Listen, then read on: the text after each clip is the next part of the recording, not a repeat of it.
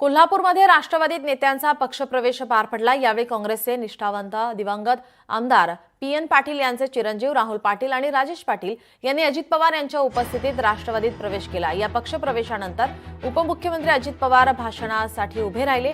यावेळी पवारांनी भाषणाला सुरुवात करताना कार्यकर्ता आय लव्ह यू दादा असे म्हणाले। यावर अजित दादा यांनी आय लव्ह यू टू असं प्रत्युत्तर देत उपस्थितांमध्ये एकच हशा पिकला।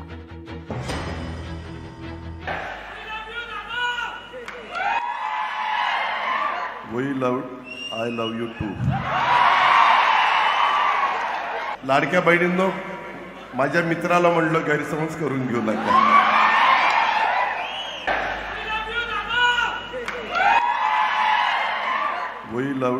I love you too. लाडक्या बहिणींनो, माझ्या मित्राला म्हणलं गैरसमज करून घेऊ नका। मंत्री संजय शिरसाट यांच्यावर रोहित पवार यांचे आरोप। संजय